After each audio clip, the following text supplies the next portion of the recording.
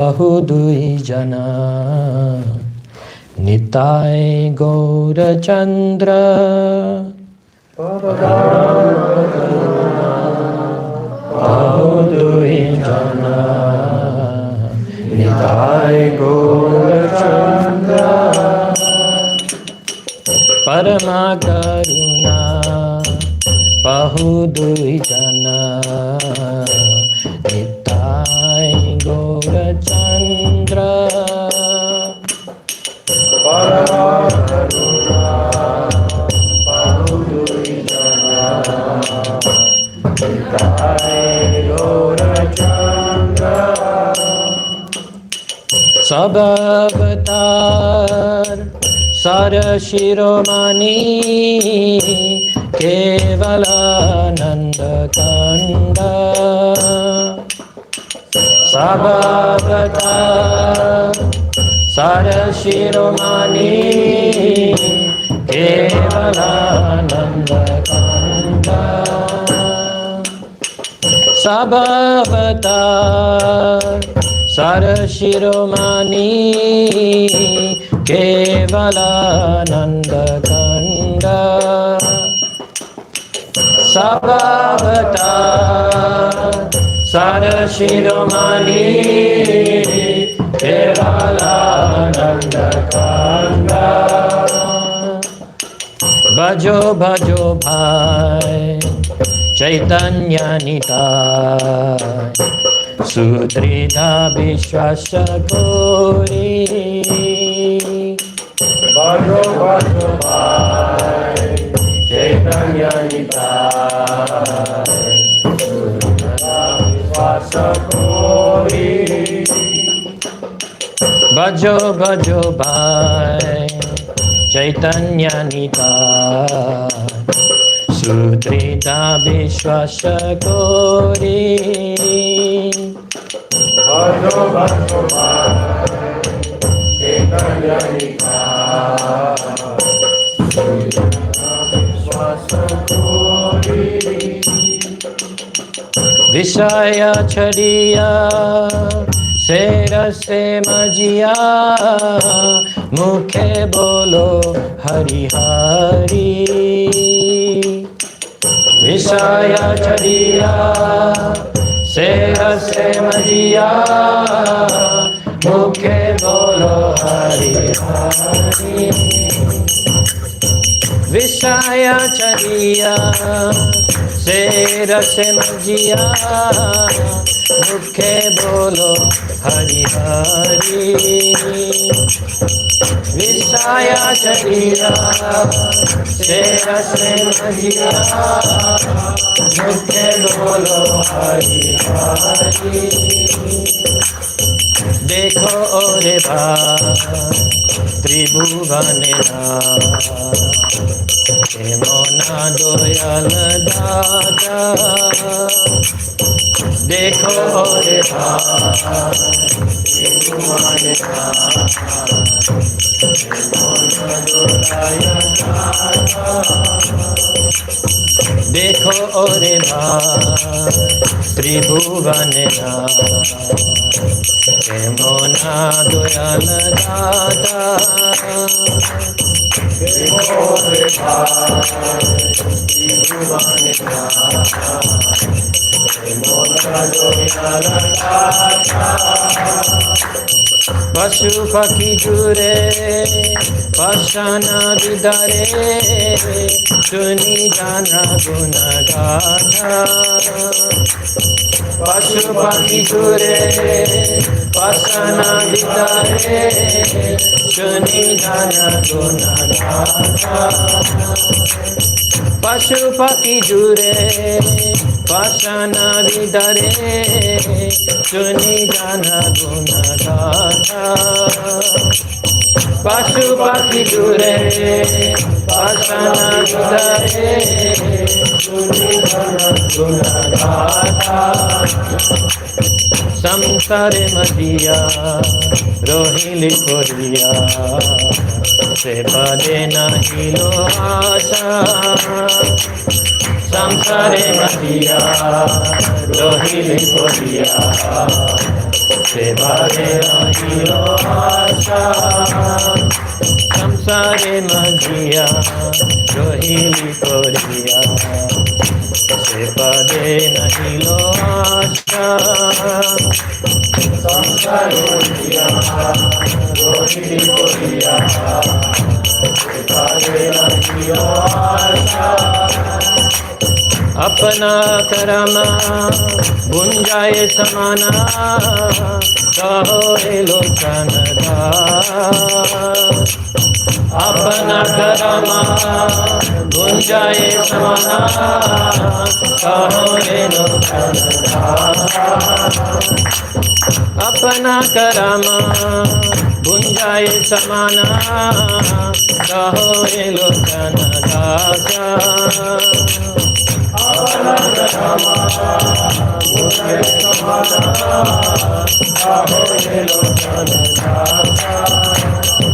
परम करुणा बहु जना ताय गौर चंद्र परम करुणा बहु जना परम करुणा बहु जना निताय गौर चंद्र परम करुणा बहु जना निताय गौर चंद्र परम करुणा बहु जना निताय गौर चंद्र करुणा बहु जना Nitai Gaurachandra Nitai Gaurachandra Nitai Gaurachandra Hare Krishna. We shouldn't have read the translation at the beginning and let Balaram Prabhu translate it for us. We could test his Bengali. Hare Krishna, everyone. Thank you for coming. So, I mean, everything in the Bhagavatam is like such nectar, but this is a very, very amazing pastime, actually. And like Krish was saying, we have a regular group. Jay Prabhu is also a part of that group. So although he's not at the front, he's also contributed very much to this class. So, yeah, you could say there's 4 of us here. So we'll do the Mangala Charan, and then Mitesh Prabhu will begin, and then I'll speak, and then Nitya Krishna Prabhu. So if you can join together, we'll sing the Mangala Charan.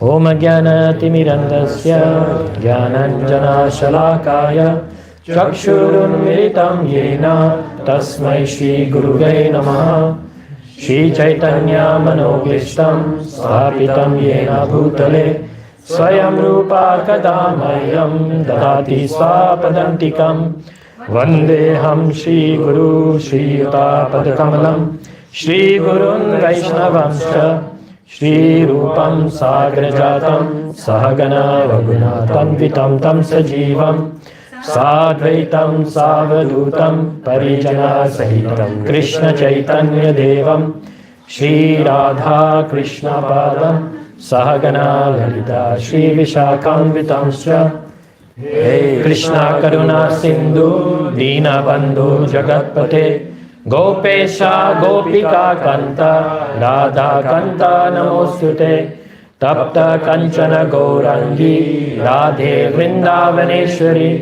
Rishabhanu Sute Devi Pranamami Hari Priye Vancha Kalpa Tarubhyascha Kripa Sindhubhya evacha Patitanam Pavanebhyo Vaishnavebhyo Namo Namah Nama Om Vishnu Padaya Krishna Presthaya Bhutale Srimate Bhakti Vedanta Swaminiti Namine Namaste Saraswate Deve Gauravani Pracharine Nirvishesha Shunyavadi Paschatya Deshatarine Jai Shri Krishna Chaitanya Prabhu Nityananda Shri Advaita Gadadhara Shivasadi Gaura Bhakta Vrinda Hare Krishna Krishna Krishna Hare Hare Hare Rama Rama Rama Hare Hare Narayanam namaskritya naram chaiva naruttamam devim saraswatim vyasam tato jayam udiraye nashta prayeshva bhadreshu nityam bhagavata sevaya bhagavati uttama shloke bhaktir bhavati naishtaki.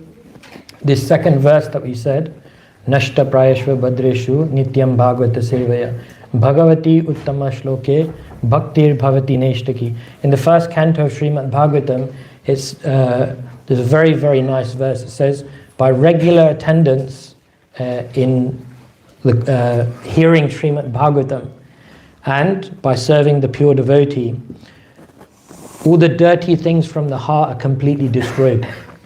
And loving devotional service for the Lord is awakened.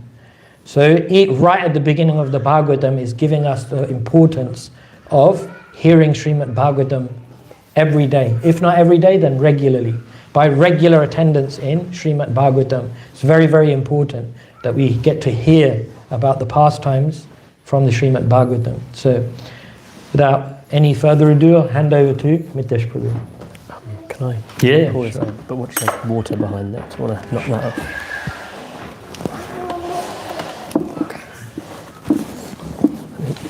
Pass that down. Will it reach? Yeah, that's okay. Sure. Yeah, that's okay. That can work. Oh, yeah.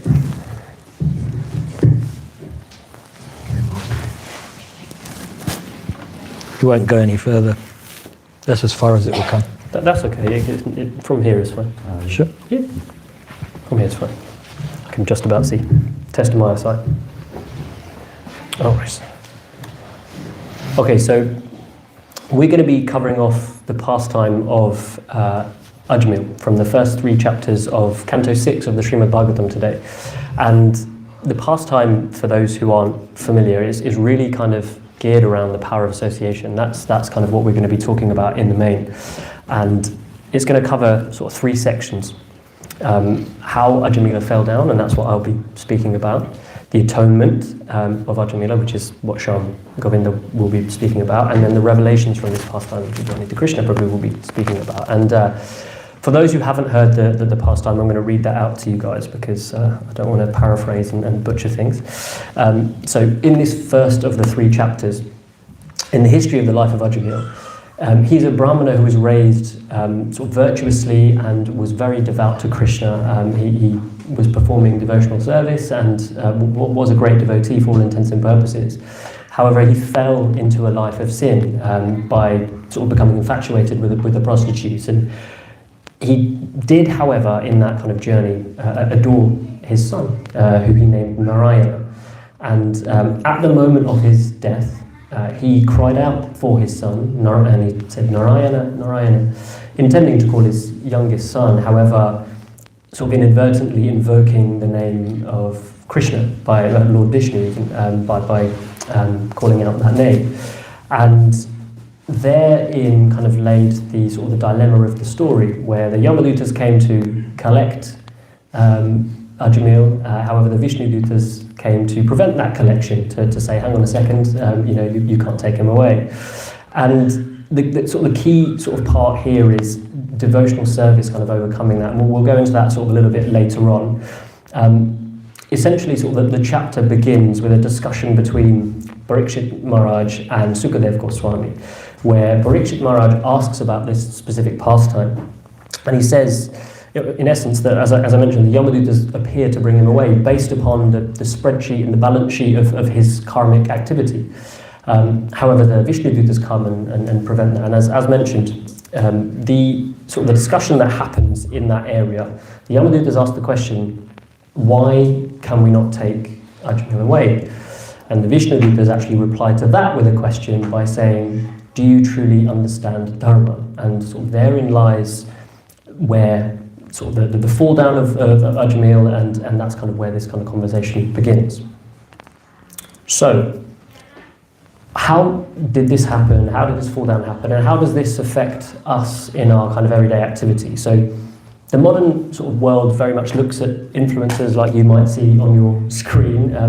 You might recognise some of them even if I don't, but this is what the internet told me is what influencers look like today. And the point is that these are the types of personalities and people that we have sort of the propensity to be exposed to on a day-to-day basis, through any medium of media, whether it's social media, TV, whatever it might be. That's kind of what we prominently see without even trying to, let alone if we actually go and seek that sort of stuff out. So the quantity of time that we invest in these areas it can really drastically impact us in the way that we kind of build our characters. And it shapes our destiny. Those environments, those choices that we make, it really kind of affects where we're going to go. And a number of times that I've actually had a conversation with my daughter Elle about this topic in a different way, around if something happens at school or in a club or in a class, and there's a lesson to be taken away from it. There's always kind of a good and a bad thing, usually with every story, or two sides to every story. And I really encourage her to try and look at the better part of that thing that happened, as opposed to the adverse thing that happened, because it can really affect the way that you look at the world, and therefore the way that you kind of feel like, the elements of the world that you want to associate with. As I mentioned, kind of the power of association is what this conversation is about. So if you seek out the good messages and the positivity in kind of the everyday walks of life that we have, it can really impact our spirituality as well. And it reinforces that in a good way or a bad way, depending on the choice that we make. And our spiritual practice, as I mentioned, is no different. Now, who here has heard of the IKEA plant experiment? Any hands? Okay, good. New story. Excellent. So, it's always good when there's something new to discuss. So essentially, IKEA ran this experiment, and they put two plants at the front of their store, and they asked customers to go and have a look at each of the plants, but one of them they asked to kind of whisper nice things to and say positive things to a plant, hug the plant, and really show affection in that direction. And the other plant, they told the customers to go and shout at the plant, hurl abuse at the plant, not say nice things to the plant. And over time, this is what happened to both of those plants. Now, they were in the same spot, they were watered exactly the same way, they had the same exposure to sunlight. However, the influence and the association the plants had really affected the way that they grew or didn't grow in the bully plant's instance. Now, that bully plant isn't completely dead, and nor did that happen overnight. It was kind of micro instances of it happening over a sustained period of time. And the more that we say to ourselves, actually, I'm going to do this later, or just after this thing, I will focus on bettering myself in a certain way. The more we procrastinate, the more we put those things off. Those are kind of the beginnings of those little micro infractions that we can have. That can lead in this direction, that kind of ensures that we, as our own plant, remains sort of unwatered and unlooked after. And it starts small, as I mentioned, but it builds and builds into larger and larger consequences over time. So the domino, as you can see, starts out pretty small, but with momentum, with enough infractions, it can lead to sort of larger consequences. I think I've heard plenty of times in classes that I've been into here at BYC, and I love this analogy. If you kind of start out at the docks in Liverpool and set course to head to New York on a ship, but change the course by a degree, whether it's right or left, by the end of that journey, you're going to have gone a far wrong distance versus where you started off. And so if you continue to go down the path of those micro infractions, it can lead to quite big changes. Now, what does Scripture tell us about this? We're talking about Canto 6 and Chapter 1 here in this particular part of the conversation, but it's ever present throughout all of the Scripture that we read. So there's an example here from the Bhagavad Gita. If I could ask a volunteer to read out the first verse for me. The senses are so strong and impetuous, O Arjuna, that they forcibly carry away the mind of even a man of discrimination who is endeavouring to control them. And someone to go for the second one. One can attain the path of liberation from material bondage only by rendering service to highly advanced spiritual personalities. These personalities are impersonalists and devotees. Whether one wants to merge into the Lord's existence or wants to associate with the personality of Godhead, one should render service to Mahatmas. For those who are not interested in such activities, who associate with people fond of women and sex, the path to hell is wide open. The Mahatmas are equipoised. They do not see any difference between one living entity and another. They are very peaceful and are fully engaged in devotional service. They are devoid of anger and they work for the benefit of everyone. They do not behave in any abominable way. Such people are known as Mahatmas. Thank you. Really appreciate that, guys. Now, that's two quite different examples from different parts of scripture, one in the Srimad Bhagavatam a bit earlier on, and one from the Bhagavad Gita. And the lessons remain sort of relevant and prevalent throughout our different scriptures when we're talking about how association and what surrounds you makes such a big impact on your lives. Has anyone here seen the movie The Adjustment Bureau by chance? Okay, my sister.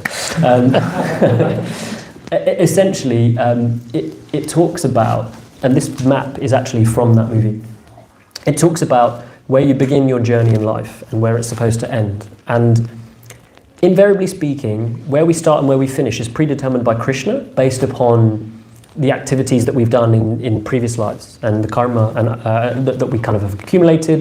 That has to be kind of burnt away by ourselves. However, there are elements that we can do, and this is where free will comes in. Those micro decisions that we make change and alter the course of the journey that we take to actually get to that final conclusion. And those micro decisions, opening the correct door as often as possible, dictates sort of the next portion of our journeys. And it's never too late to change it. As you can see, the sort of the journey for this map here kind of goes left, right, and straight, and changes quite considerably throughout the course of time. And the premise of the movie is essentially that we can alternate and change and shape our futures to be more devotional, to dive deeper into spirituality and become closer with Krishna, so long as we associate with the right people and right sort of intakes in our worlds. So that's kind of something to think about. Now, coming back to scripture, as I mentioned earlier with the domino slide that we spoke about, it's never one big massive thing that changes. It's actually lots of small things. I'm going to ask my volunteers again to read out these next two verses. They're really short. Anyone else?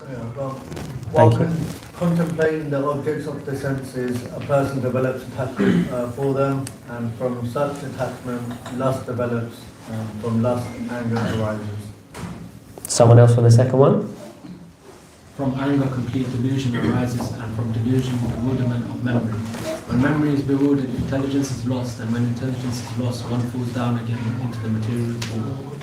Thank you, guys. So, when we think about the sort of micro decisions we make, even in scripture, it's one thing that leads to another, to another, to another, to another, to another, and that's kind of the journey of it. It's not just 0 to 100 miles an hour straight away. One decision, depending on how big it is, can kind of affect your journey, but it's kind of usually a domino effect, as we kind of talked about earlier. If we look at that house, for example, it's well kept, it's well looked after. The second picture kind of showcases probably something similar to my house where they haven't done the lawn mowing. My wife has told me about that this weekend, needs to be done.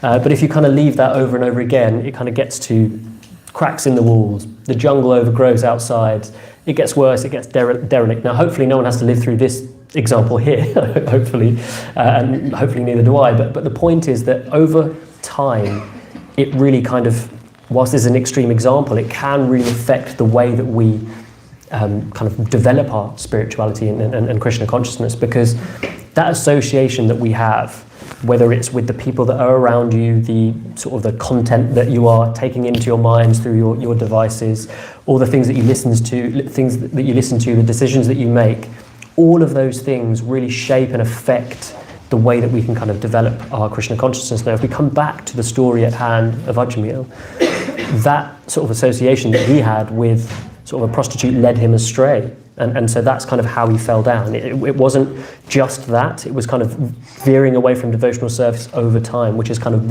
what led him on that path. And that ultimately is kind of what addresses his fall down here. I think that's the end of my section. Too short. Thank you, Mitesh Prabhu. So, what we've got up to so far is the fall down of Ajamila. So everyone's with the story, right? So the Ajamil started off, much of his life, he was a very spiritual person. He was a brahmana and was practicing, and then he got bewildered.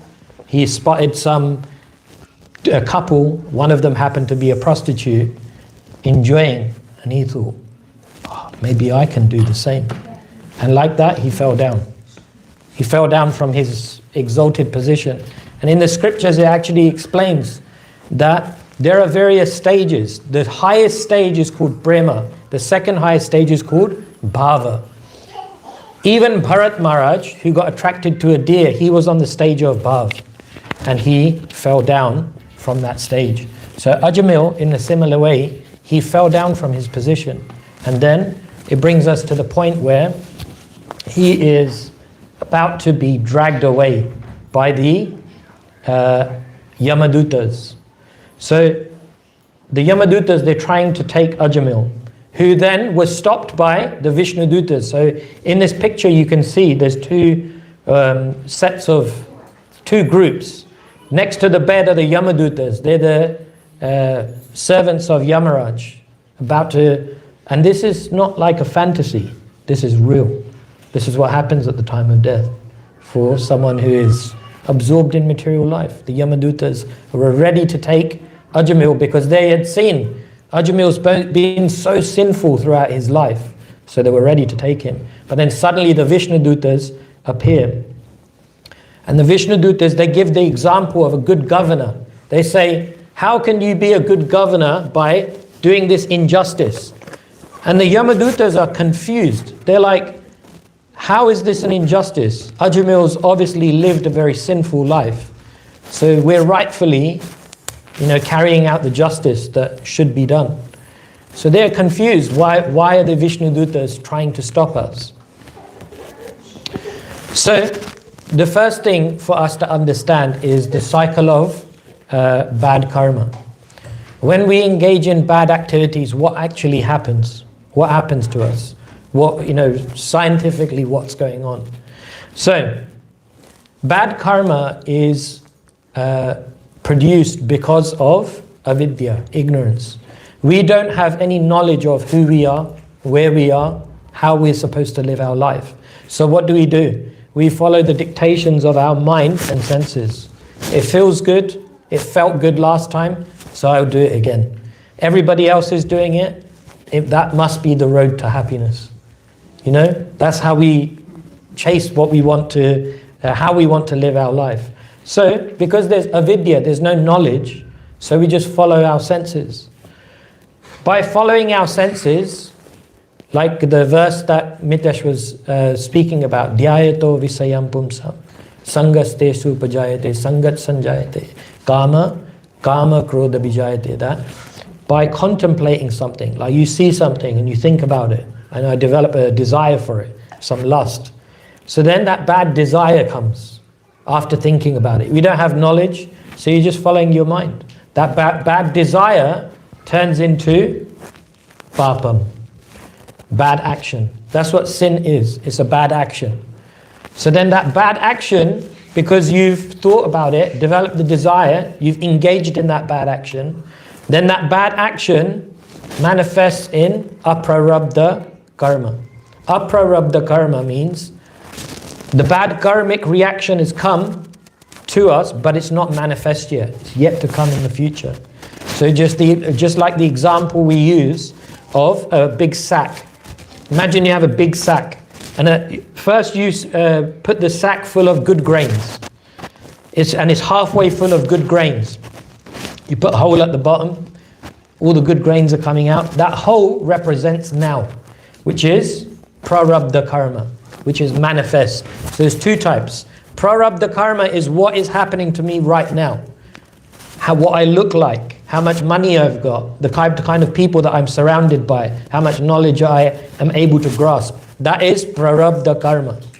It is my situation right now. So that's like the hole at the bottom of the sack. What is coming out now? That is prarabdha karma, my present karma. Whatever I do with that present karma, how I act, then I fill the top with my future karma. That's aprarabdha karma. That's not coming right now. It's yet to come. So that's why people ask, why do good things happen to bad people? Or why do bad things happen to good people? Because the reaction doesn't come straight away. It's yet to come. Some of the karma is coming now, but that's due to our previous activities, what we've performed in the past. So we understand that good and bad, or bad karma, good karma, there's unmanifest and there's manifest karma. Manifest is what is happening right now. So unmanifest will someday become manifest. Aprarabdha will someday become prarabdha karma. Does that make sense? Or is that complicated? Good. As well as, so prarabdha karma essentially leads to suffering. If you do vikarma or pap, at some point it will lead to suffering. Krishna says in the Bhagavad Gita that when one acts in the mode of passion or in the mode of ignorance, in tamagun or rajagun. So rajagun feels good now, it's nectar in the beginning, poison in the end. Tamagun is poison in the beginning, poison in the end. You smoke cigarettes, it's poison. Later, it's poison. Pizza, it's rajagun actually. Or any unhealthy food that tastes good. Cheese, we have regular cheese boards. Cheese feels good when you're eating it, but later on down the line, it's like poison in the end. So that is mode of passion. So it leads to suffering.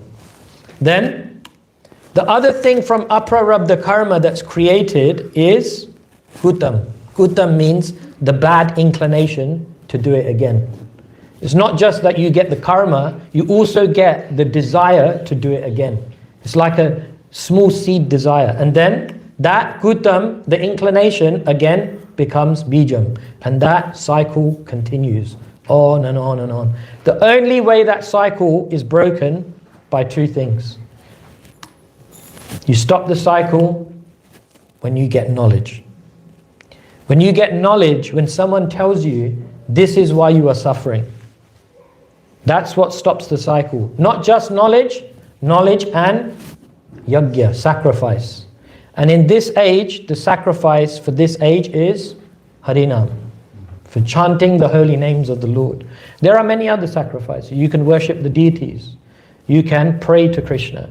You can read Srimad Bhagavatam. But the primary way is to chant the holy name of the Lord. So by getting knowledge, by hearing knowledge, and by chanting the holy name of the Lord. What is different about this than other ways of atonement? You know, prayaschit? Prayaschit means I've done something wrong. Oh, I have to, you know, a lot of people go to Ganga and they go like, I'm going to go into the Ganga and wash my sins. It is a bona fide way. You can do that. But the only thing is, when you wash your sins, only your sins are washed. This kutam and bijam is not washed. So you can go and wash your sins, but when you come back, you'll feel like doing it again. Just like Christians, also they go to the church and they confess their sins. But on Monday morning, they feel like doing it again. Why? Because all these other ways, it doesn't wash away the desire. Only washes the sin, the sinful reaction. So the powerful thing about devotional service is that not only does it remove the reaction, but it also removes the kutam and bijam. It removes the desire to want to do that thing again. Krishna says, what's that verse?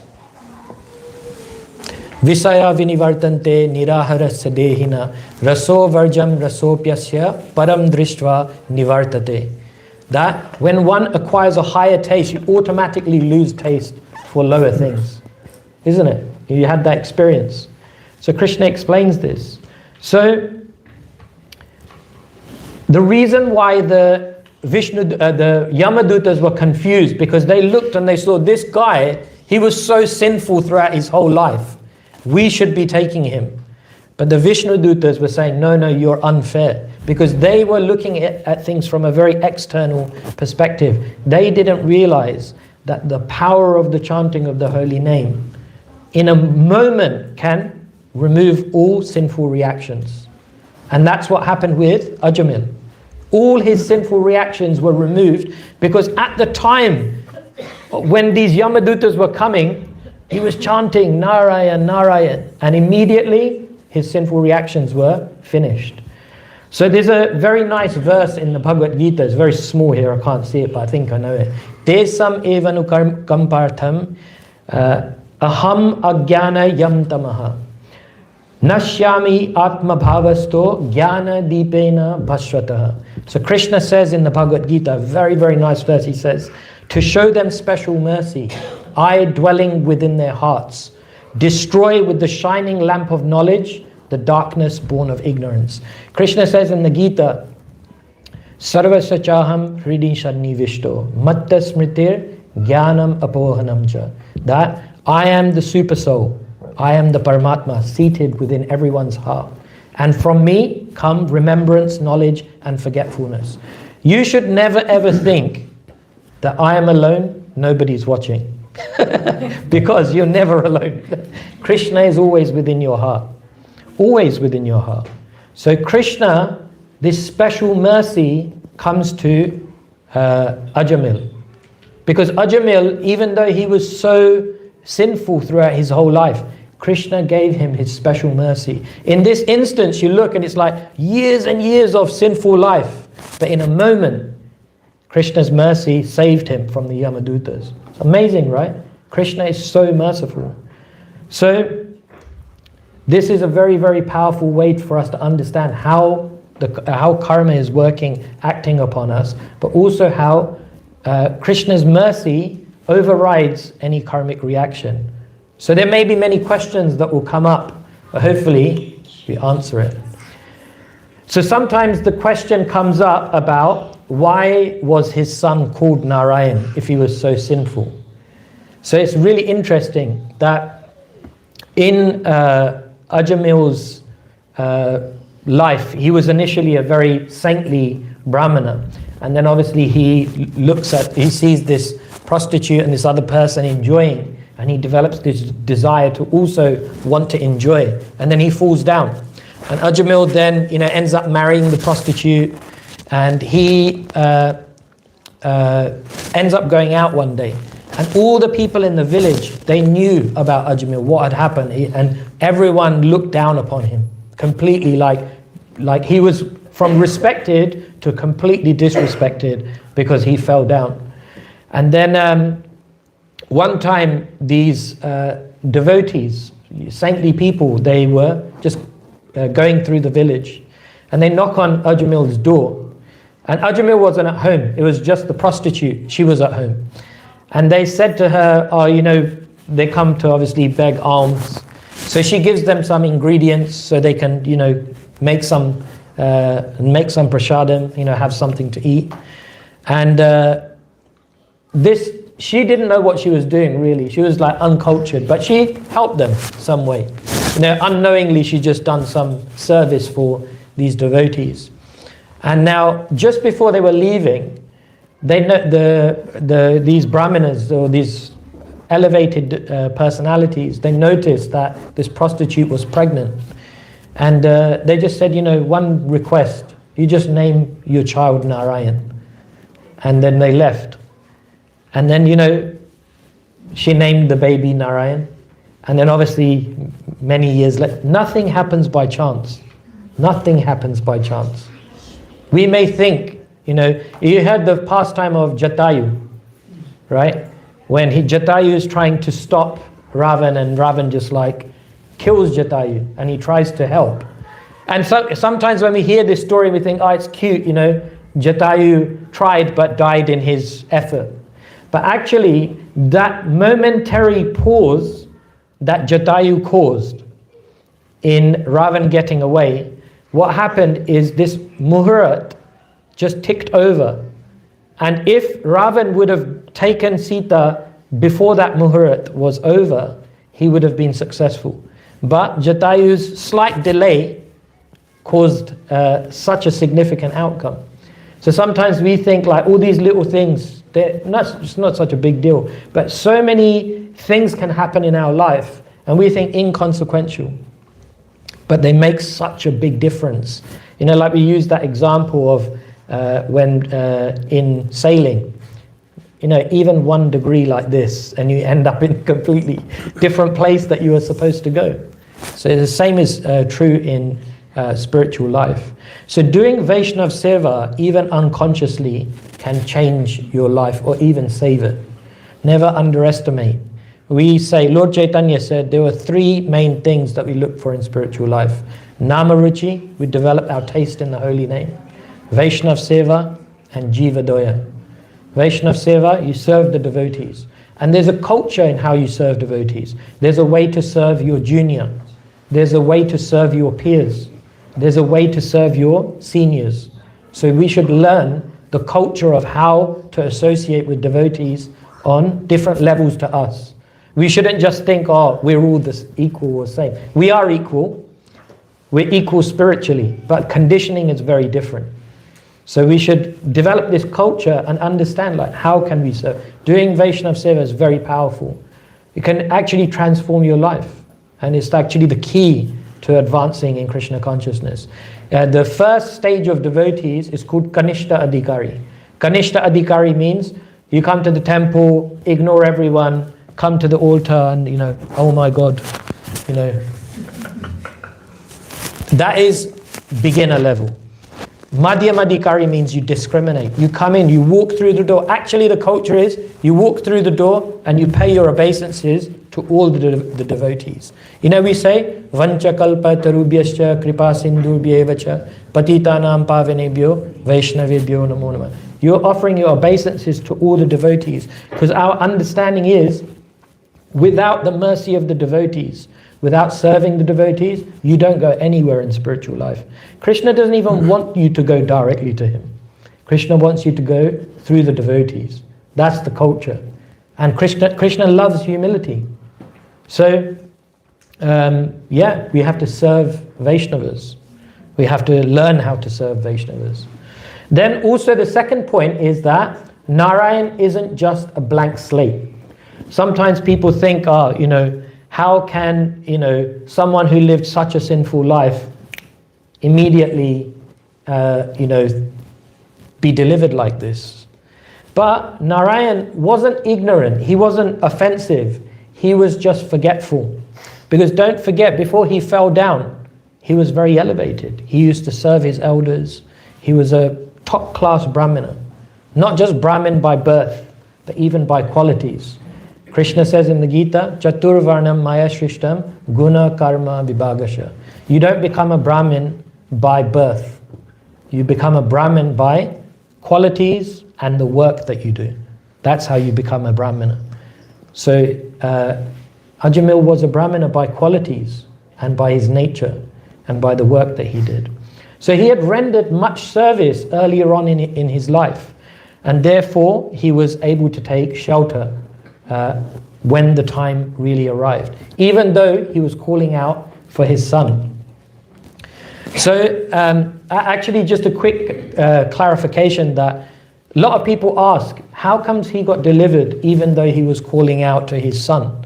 That question naturally comes up, because he's not, people say, oh, he didn't mean the Lord. But actually he first calls out to his son, and the Acharyas explain that even though he was calling out to his son, the penny drops that my son's not coming to save me. So his previous devotional life comes to the fore. Krishna says, my devotee never perishes, which means that any devotional activity you do, you never go backwards. Just like in a school, if a child is naughty in the class, the teacher might send him out or her out, and they say, face the wall for 20 minutes. I used to have to do that in middle school. You face the wall. But then when you come back, you don't start from zero, you start from where you left off. So in the same way, for when a devotee may fall down, they start from where they left off. They don't lose their spiritual advancement where they've got to. So the same was true of Ajamila. So when he realized that, my son's not going to save me, then, he actually is calling out for the Lord. So even though he called for his son, eventually, in his consciousness, he was really calling out to the Lord Narayan. So once the Vishnudutas and the Yamadutas leave, because the Vishnudutas and the Yamadutas are having a conversation, and then they free Ajamil, and then they both leave. And Ajamil, afterwards, he's reflecting on everything that he's heard, everything that he remembers about his life. And Ajamil says, I am a shameless cheater who has killed his Brahminical culture. Indeed, I am sin personified. Where am I in comparison to all auspicious chanting of the holy name of Lord Narayan?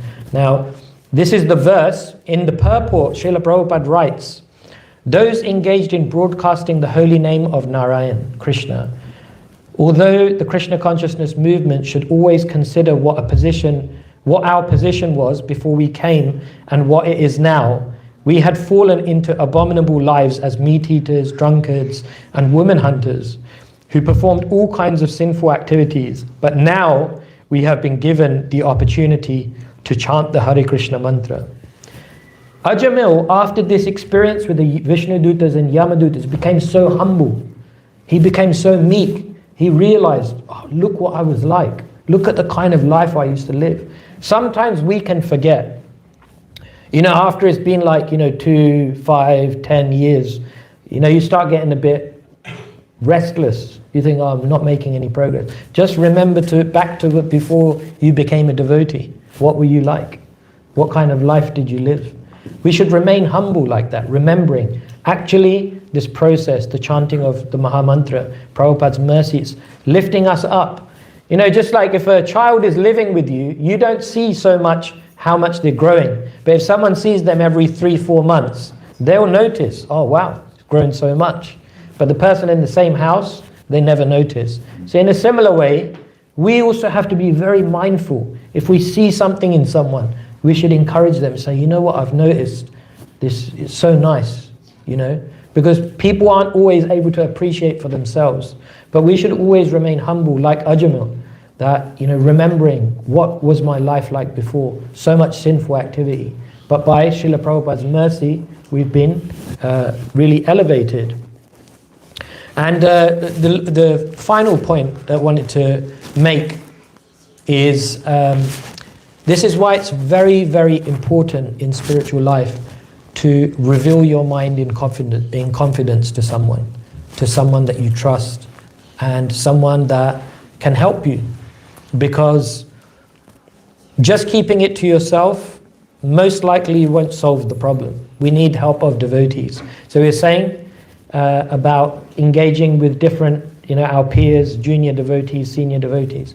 By revealing our mind, we take the humble position and we seek guidance.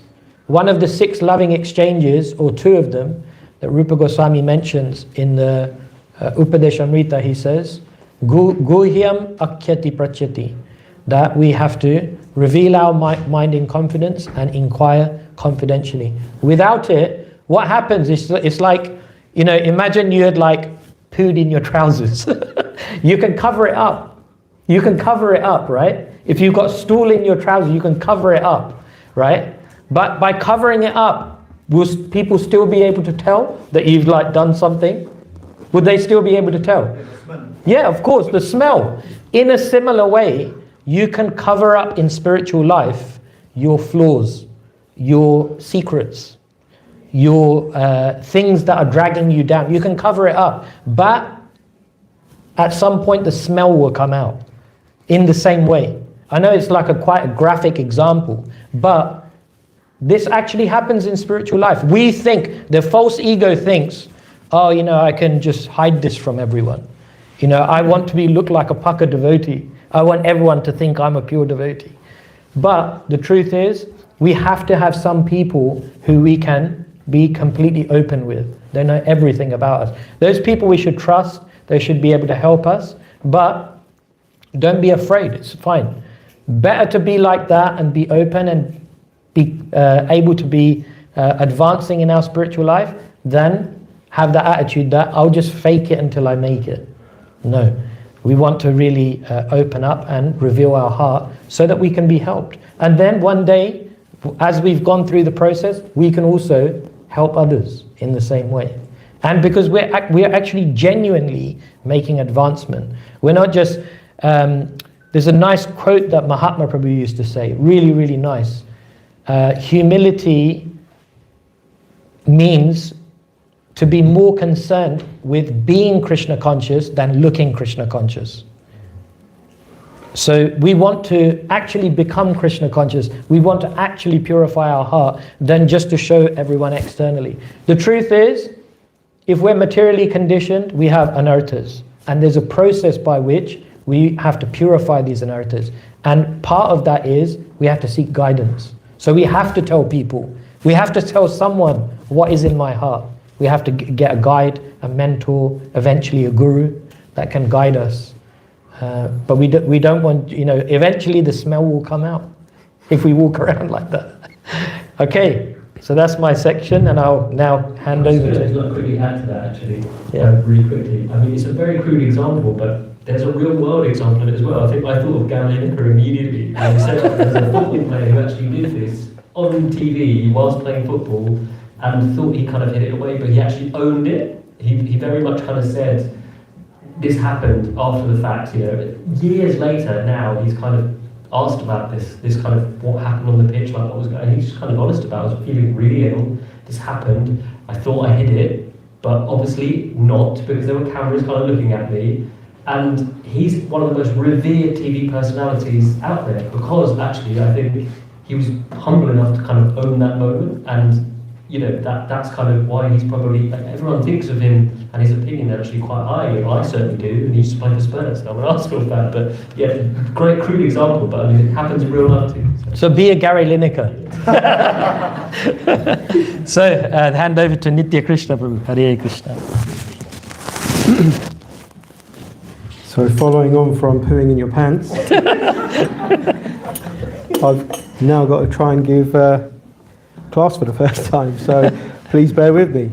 So moving on with the pastime, the Yamadutas, completely bewildered, confused and feeling defeated, they go back to Yamaraj and ask the question, how could anyone challenge Yamaraj's authority, as they believed that he was the supreme judge of the universe. So Yamaraj, quite humbly explains to them that he's not the ultimate authority. He reveals that Narayan is the supreme personality of Godhead, of all creation, including all the gods. And he gives an analogy as just as the bull is controlled by a rope through the nose, the entire universe is governed by the Lord's laws. He also goes on to share a secret.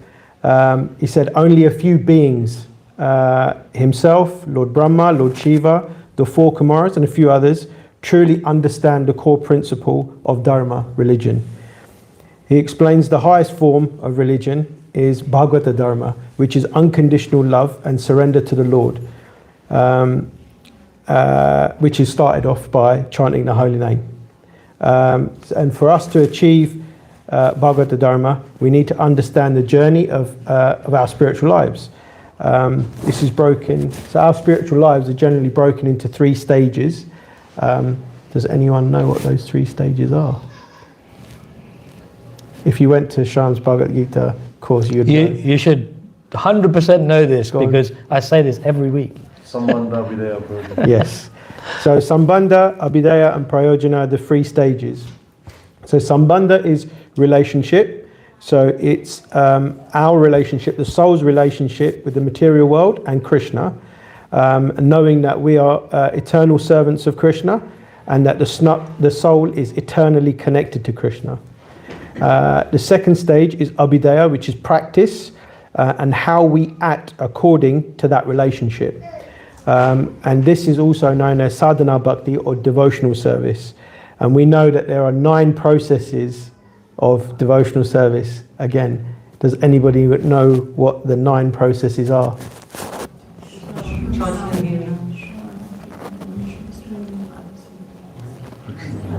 Okay, I'll say them. Shravanam, hearing; Kirtanam, chanting; Smaranam, remembering; Pada Sevanam is serving the feet; Archanam is worship; Vandanam, praying, Dasyam, servitude, Sakyam, friendship, Atmanivedanam, surrender. So these are the processes that we need to follow for devotional life. But it's important to note that just following these practices is not enough. Yeah, we need to consider our lifestyle and our character. Yeah, for example, it's a bad example coming from me, but going to the gym every day and then going home and eating whatever, it's counterproductive. There's going to be no progress. You can do whatever you want, but then whatever you're trying to do at the gym, you're counteracting that when you eat whatever. So after Ajamila, after the Vishnudutas left, he recognized that he had made mistakes. Yeah, and realizing these mistakes brings out humility, and from humility, it creates a fertile soil in the heart, which allows the seed, the bhakti creeper, to grow. Yeah, so having good character and recognizing we are truly in our spiritual lives only helps us progress faster. And the most important thing for that is introspection. We need to look within, look at the faults, as Shyam was saying earlier, look at what faults we have, speak to someone that we have a good relationship with, someone that we trust, so that we can try and overcome those anarthas and those shortcomings, because that is what is blocking us on our path to bhakti, basically. So yeah, introspection is very, very important. And the third step in the process is prayojana, which is the goal. So if one follows the practice and has a good character, one can reach the perfected stage. Yeah. So after that, Yamaraj goes on to explain that people on the path of bhakti are very rare. So Krishna also mentions this in the Bhagavad Gita, chapter 7, verse 3, where he says, out of many thousands among men, one may endeavor for perfection, and of those who have achieved perfection, hardly one knows me in truth. So we have a very rare opportunity here as the devotees that are coming to the center. We get an opportunity to engage in devotional service. So we should treat this as our good fortune, that we're able to come here, learn about Krishna, speak to each other about Krishna, chant Krishna's names, engage in devotional service, because it's a very, very rare thing, as Yamaraj has explained. Because if you look at it, there are so many living entities in the material world, in Krishna's 25% of creation, which is the material world, and of those innumerable living entities, we have an opportunity. We are in touch with Krishna. We have this knowledge that's given to us. So we should use it. And if we're not using it in this lifetime, who knows what our next life will be. So yeah, bhakti is a very rare thing. We have an opportunity to take to the path and be serious about it. So we should put all our efforts in and give everything. Then Yamaraj goes on to also point out how powerful the holy name is.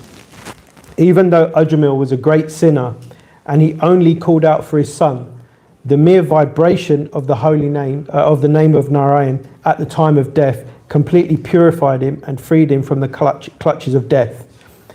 But we need to remember, as Shyam mentioned earlier, that the Acharyas have mentioned, we can't live our life how we want and think that at the time of death, we'll, like as Ajamila did, remember to call out to Krishna. Thinking like that is very naive from us. Yeah. So Ajamila, at the time of death, although he called for his son initially, he recognized, as Shyam said, that his son couldn't do anything for him.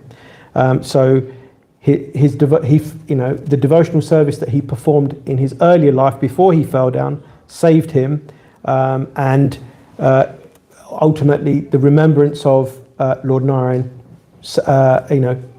saved him from the clutches of the Yamadutas. So Shyam was he told me this story about a devotee. He said a devotee had a near-death experience, and he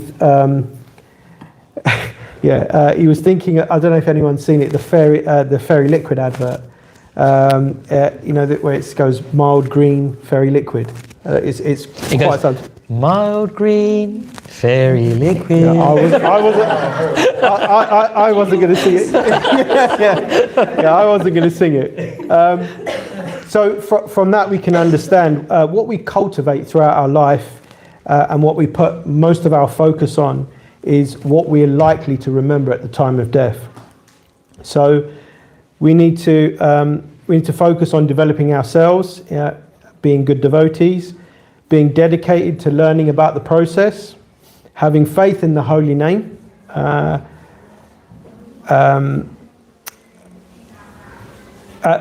ultimately all of this combined will make us will create good devotees. Following on from this, Yamraj then gives his servants strict new orders. So before the Yamadutas, they were unaware of a higher being than Yamraj. They thought Yamraj was the ultimate, he explains that Narayan is there, Krishna is there, he is above me, and he also mentions that about devotees being rare, and because of this, and because of Krishna's protection over devotees, he orders the Yamadutas, don't ever approach the devotees of the Lord who have surrendered to his lotus feet. They are always protected by the Lord's power. And only bring those to him, to Yamraj, those that have never chanted the holy name and who have forgotten their spiritual purpose and pursuit, if they're in pursuit of material pleasures. So then Yamraj, he offers his respectful obeisances, seeking forgiveness from Lord Narayan for his servants' attempts to seize his devotee. So from this pastime, and I've not done any justice, these guys have done great justice to it, but we wanted to pick out two things that we wanted everyone to focus on and take from this pastime. I mean, there's many things that can be learnt from this pastime, and in our Sangha, there's, every text that we read, every chapter that we read, there's so much coming out. But the two things that we wanted everyone to take away from this pastime that we read is the power of association. It was the bad association that Ajamila got, from the prostitute and all of this that took him away from the path of bhakti. But it was also the good association of the Vishnudutas that, reminded him of his position and reminded him of Krishna and what his duty is. So we're lucky to have the association of devotees. It's up to us, as individuals, to seek out association of senior devotees, ask the questions, reveal our minds, and ultimately be careful that we're not associating with people that are not good for our devotional life. Because it doesn't matter how advanced you are in your spiritual life, how elevated you are. Some negative association can have some negative impact on your devotional life. So we need to be very, very careful who we associate with. And also, the other thing we wanted to, make a strong point on was the power of the holy name. The holy name is so powerful, as we saw in Ajamila's case. It saved him from the Vishnudutas. Ajamila's life changed because he chanted at the end of his life. Imagine for us if we're chanting our whole life. Ajamila chanted and directed it at his son. Imagine us chanting and directing that chanting to Krishna, how powerful that would be. And Ajamila chanted without any faith, without full faith. He just said the name. Imagine us chanting with full faith to Krishna. So the holy name is really, really powerful. We just need to give it some focus when we're chanting. Try to chant attentively, without causing offence, and it will do wonders for us and our spiritual life. That's it. Okay. Any questions or comments from anyone? What did you learn? Yeah, Ronnie. I was going to be a devil's advocate and just say that for someone that would say that this Yamadutas and the Vishnudutas is like a mythological sort of thing, what would you sort of like counter to that? Yeah, it's true, yeah, for many people that they would think like that because it's like the Prabhupada gives the example of Dr. Frog. You know, Dr. Frog is in his well and, you know, they tell Dr. Frog that, oh, you know, there's this great ocean out there. And this great ocean has like sharks and incredible fish and it's just like so vast you cannot even imagine. And Dr. Frog's like, nah, what are you talking about? You know, it's like this well is everything. So in a similar way, of course, you know, people have free will. Krishna even at the end of the Gita says, deliberate on this fully and then do what you wish to do. But for us, we have to decide where do I want to put my faith. There are three ways of acquiring knowledge. There's Pratyaksha, Anuman, and Shabda Brahma. Pratyaksha is like if I see it, if I felt it, if I heard it, if I smelt it, then I believe it. Anuman is Arsenal beat Tottenham, Tottenham beat Man United, therefore Arsenal can beat Man United. That's logic, yeah? So that's another way of acquiring knowledge. But the highest is Shabda Brahma, that we accept knowledge that comes from a higher source. There's so many things that you can only learn from if someone higher authority tells you. Like, can you learn about how the human body functions just from Pratyaksha and Anuman? No. Someone has to teach you. Can you learn maths just by your own logic? No, someone has to teach you. So in the similar way, with spiritual subject matters, if we're just dependent on our own tiny brain, yeah, you know, good luck to anyone that just wants to take shelter of their own realization and brain. So yeah, we have to take shelter of something higher, and this is what the Bhagavatam, the Gita explains, that this is the science of birth and death, what happens. And some of it may seem far-fetched for us, but that's okay. We can, you know, where do we want to put our faith? And, you know, we should track our spiritual life and think, look at all the miracles that happen even in our own spiritual life. You know, there's some people that I've seen come to Krishna consciousness, and for me it's like a miracle. How they have changed so much in like a short space of time. It's impossible actually unless some special mercy has come their way. So I don't know if you guys want to add anything.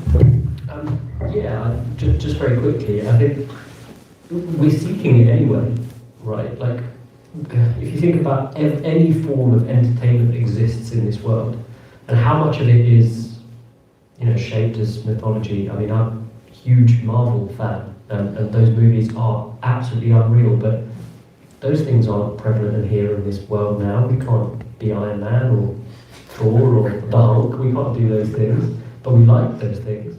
So we're looking to identify with this stuff anyway. Like, we want to believe that that's real in our minds, right? And so I think this is no different. You know, we're seeking this stuff anyway, and that's just one example. But I think there's so many, you know, out there. I think, as Shyam, Govinda just said, if we kind of become that frog in a barrel or frog in a well, and feel like our four walls are it, then that's what, you know, we're going to nurture that and grow that. But at the end of the day, like, we're all seeking it in some way, shape or form. So yeah, that's what I wanted to add.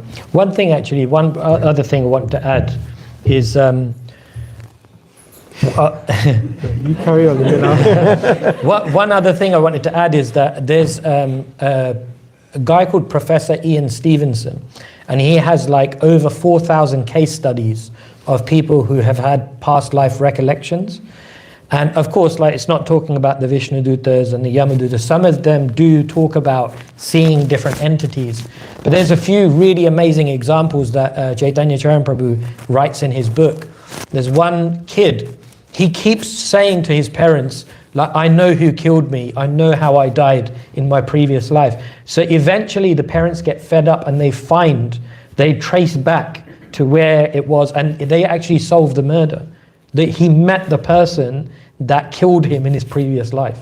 So there are actually examples, like case studies of these things that, you know, that kind of proves that, yeah, there is something, some basis behind reincarnation. It's not just a made-up theory. And even logically speaking, theologically, that, you know, if there is a God and you only have one life, why is Ronnie born here in Tilgate with so much facility, with a car, able to get around, with a nice family, but then there's someone else that's born India and Africa with one leg, no money, on the street? If you have one life, it's a little bit unfair from God, right? So, like, all these questions we should ask, that what, you know, what is the basis behind reincarnation? What's the science behind it? What is it, you know, when Ajamila was being pulled by the Yamadutas, what was being pulled? We understand from the Gita that we have a gross body, a subtle body, and the soul. So they were pulling him from his subtle body out, and the gross body just remains. So this science is there. But ultimately, the question is always going to be there, because Krishna doesn't interfere with our free will. If we want to believe, Yogamaya will make arrangements. If we want to not believe, you can be in Mahamaya. So the question is ours. You can keep living in Mahamaya if you want. But he will. Also, we're quite willing to accept, you know, the whole Yamadutas and Vishnudutas, we find it not believable, but we're quite happy to accept that the whole of this creation was formed by one big bang, you know, and if just looking at our bodies and how our bodies work, and how, you know, one thing relies on another and another thing relies on another, you know, how can we believe that that was formed just by a bang? There's an intelligent, you know, there's an intelligence behind it, and, you know, yeah, that's just the most basic thing that I could think of. That if we can believe that, why can we not believe this? Yes, Sushma Mate. Just to say that Ajamila actually didn't die at that point, did he? No, He that's a actually good clarification. Yeah. Because he didn't actually die at that point. He was actually left by both sides, you know, the Yamadutas and the Vishnudutas, to actually, then he leaves home to actually go to a sacred place and then actually get his atonement through his going through penances again, and then that's when he actually elevates himself. Yeah, that's right. So that was the point when we were making the statement about him becoming humble. That, you know, once the Vishnudutas and the Yamadutas leave, like Sushma Mataji was saying, he leaves, goes to Haridwar, and he performs penances and austerities. And eventually, the Vishnudutas come back for him, and then they take him to the spiritual world. So yeah, he does continue on. He doesn't die at that point. So yeah. Shyam, Govinda Prabhu, you mentioned in your speech, in your talk, that some devotees who've been in practice for a few years, they're sometimes questioning, where is my progress? Nothing is going on. I'm still fresh. I've been chanting for maybe 3 years or so. So I'm on the borderline between being fresh and at the same time maybe expecting something. But what I'm seeing in this is that the fact that you've been practicing it for maybe a few years or maybe 15 years, even after a long period of practice, people are questioning. This alone is already a sign of such a big humbleness, because when I talk to new people, it's so difficult to make them chant even once or maybe one round. In my family, one round is a big deal. But they've been doing it for many years. So that humbleness alone, even though externally nothing is observed, that humbleness alone is an achievement, because that is a quality. Maybe you could elaborate on this if you wish, but it's just my observation. Yeah, definitely. It's a very, very important point. Definitely not with regards to myself. I'm still working on the humility part. But it's 100% like the one quality. We say, Keshav Maharaj actually, he shares a very nice statement. He says, if you are proud, you won't last. Because this is something someone told me many, many years ago, maybe like nearly 20 years ago I heard this, but I always remember it, that when you're new, it's easy to be humble. because you don't know anything. If you don't know anything, it's just like, Haribol, everyone. You don't know anything, so your humility is here. And your power is here. You don't know anything, have no knowledge, no position, no one respects you. So humility here is okay. But as you spend more time in devotional life, your power is increasing. I know more verses. Now I am temple commander. I'm head of festivals, book distribution, temple president, or whatever it is, head of the kitchen. Your power is increasing. The problem is if the humility is not increasing and it stays here, it's just a matter of time that you will fall down. So at the same time as the power is increasing, the humility has to increase. Therefore, come to the temple, wash the toilet, clean the pots, help your group vacuum, serve with the devotees. You know, do stuff on the ground. Don't ever think that I've gone beyond that now. Come and hear classes from people who are junior to you. Sometimes this is a big mistake a lot of people make. They think that I'll only come when it's someone, you know, ahead of me. Big mistake. Because we're coming to hear the Bhagavatam, the Bhagavad Gita. We can hear anybody's class. So the first thing is, if you're proud, you won't last. Even if you last, you can't learn. Because you think, I'm above them. I already know this. I've heard it so many times before. And then, but even if you do last and you do learn, then the last thing is you can't love. Because if you're proud, you generally think you're above other people. And, you know, it's like in friendship. Who wants to be friends with someone who thinks they're above you? No one. You want to be friends with people that are like, you know, we're like equals. Even though that person might be your senior, but they don't give you that vibe. That's what we want. So humility is a very, very important quality to last in spiritual life. And there are many challenges along the way that, you know, really make us... I want to show you actually one slide. So, before you do that, I just want to talk about actually Shyam, Govinda, and Nitya Krishna, probably, because I think you mentioned them as like really good examples, and I think it's really, really important to seek out examples like that when you're maybe have like a question in your mind about faith, and it's okay that I speak about this, but when Shyam, Govinda, and Nitya Krishna Prabhu's mother sadly passed away, the way that they accepted people into their home and their humility and their connection to Krishna and their faith, honestly, like was one of the most moving and inspiring things I think I've personally ever seen. They didn't waver at all. In fact, it felt like their connection to Krishna grew even stronger in those moments. And I think if you're feeling like in a space where you're like questioning like where's my progress or what the next step could be, I think having examples surrounding yourself with people like that is really important, because that was some of the most incredible devotional practice and service I've ever seen. And so like having people like that in your life is really important. So association is the way I think to cross those barriers. So sorry, share. No, thanks for sharing. So I just wanted to, I know this is like going into something, I won't go into too much detail, but in a book called the Madhurya Kadambini, it describes the stages that one goes through in spiritual life. So it starts off with Shraddha. We have some faith. We might have heard a talk. We might have heard something on reels. We think, oh, you know, that seems interesting. So it's like an initial curiosity. So then the second stage is sadhu sangha. You get that initial curiosity, so you think, I want to spend time hearing from them or spending time with them. From that sadhu sangha, you do bhajana kriya. You start developing the faith that, let me try chanting. Let me try offering arti. Let me try practicing bhakti.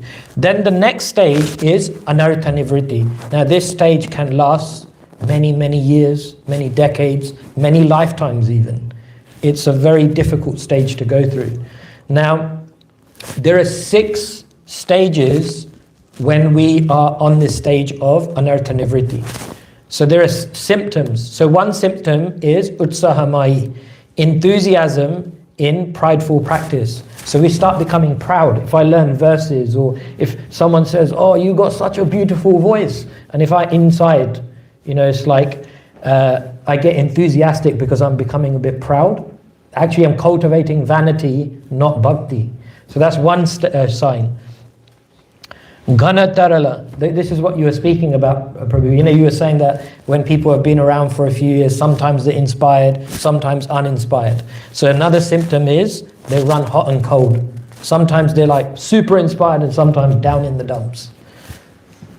Vyuda vikalpa, indecision. They get confused about what's to be done, what's not to be done, and it creates a lot of turbulence in life.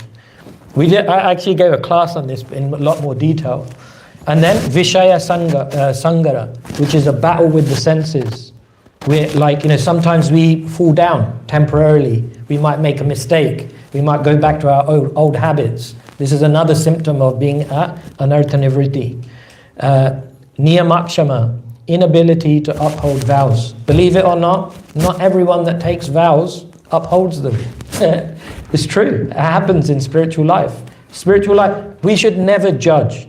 Krishna says in the Gita, in the chapter 9, verse 30, chapter 9 is considered the most important chapter. In there he says, even if one commits the most abominable kind of action, one should still consider them saintly because they're properly situated in their determination. If you see somebody who has been practicing sincerely devotional service and you see that they made a mistake, they fell down, you should never look at that person in a judgmental way, because Prabhupada explains that the material energy is so strong that it's actually quite natural sometimes to fall down. But that person should be considered saintly. Why? Because they're properly situated. They'll still come next week, come and chant. They'll still come morning program. They'll still chant their rounds. They'll still do their service. So this happens at the stage of anartha nivritti. And then Taranga Rangini, exploiting bhakti. You can see that guy's like riding on the wave. So the way that works is that Krishna is like the wave. Devotional service is like the ocean. And any of the boats that are in there, when the ocean rises, what happens to the boats? The boats also rise. So we are like the boats. But sometimes when we are riding the wave, we think, oh, it's me. But it's not me. It's devotional service and bhakti. And sometimes the side benefits that come when you're advancing in Krishna consciousness is that people will, good class, nice kirtan. And then inside we have to decide, am I going to enjoy it or am I going to meditate that actually it's not me? Krishna says, of the ability I am the ability in man. We should realize, actually, no, this is nothing to do with me. Just like when the war is over and Krishna leaves, Arjun just gets beaten up by some they say mamuli, little dacoits, Why? Because Krishna is not there. So we should think anything that good happens because of Krishna. Anything mistake that I made, it's my own insufficiency. So but going back to Prabhu's point, humility is very important. And we should remember this, we should study this in detail to know, if I'm going through this, natural. The Acharyas explained that this is going to happen. And then through guidance, we can slowly come through it. And then go to the higher stages of devotion, which we're all working on. Sorry about that. Thought I'd share that. Hare Krishna. Can I share a realization? Sure, yeah. So, when I went to India this time, I was traveling around, and then one day I just decided I wanted to go to a Ganges. And I went and sat there, and I thought, because obviously all our ancestors are in the Yatra Ganges, so I'm doing my prayers, and I'm trying to be as humble as possible with my prayers and so on. Praying for everyone who is here as well, who's associated with me, that I'm at a pure place. And I want to actually do this prayer on behalf of everyone.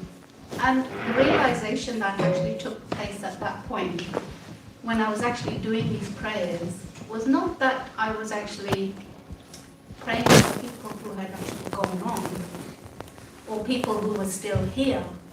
The prayer actually came from within just at that point, realizing, I don't know how many times I've actually been there and have actually immersed into the Ganges as a previous soul and then returning back again and being at that point as well. So my realization was that, can I make this life, my last life, perhaps to come here and then just go back? And that's where I think perhaps Vrindamati always says, you only chant, and the time that you find that your heart has become soft and kind, that's when you're chanting properly. Otherwise, no matter how many chantings, you will just keep coming back. Doesn't matter how many chanting you've done in your life, how much you've done, how much you've listened, how much you've done, but the chanting that's pure and connecting, and when your heart becomes soft and you see everyone with a soft heart, that's when it's the pure chanting. So basically what I'm trying to say is that being there has actually put something in my mind that perhaps I don't want to come back, and where I've seen all my ancestors going into this one place where I've done this prayer, perhaps I've actually done a prayer for myself. And by the way, I did pray for everyone else as well. No, thank you for sharing that. Actually, the point that you made about fertile heart is very important. It's similar to what Sergei was saying, that Krishna says in the Gita that Vidya Vinaya Sampanne Brahmini Gavihastini Sunicheva Sapakecha Pandita Samadarshana, that when one is equipped with two things, one is humility, Vinaya, and the other is Vidya. Only when one becomes humble can you actually learn. And humility makes the heart a fertile soil. Exactly what you were saying, that the heart has to be fertile first. And then that Mangalacharan that we say at the beginning, why do we say that? We say that to prepare our heart to be able to assimilate knowledge, because we're reminding ourselves that this is not based on my intellect to grasp everything that's being said. Some of it is, but the majority of it is preparing the heart to be able to let this wisdom penetrate by reminding ourselves that it's through the blessings of Srila Prabhupada, the previous acharyas. We're preparing our heart for this. So yeah, the fact that you mentioned that fertile soil is very, very relevant. Thank you for sharing that. And yeah, thank you, Prabhu. Srila Prabhupada ki jai. Yeah. Oh yeah, sorry. Yeah. So one last thing we wanted to mention. This pastime is all from the Srimad Bhagavatam.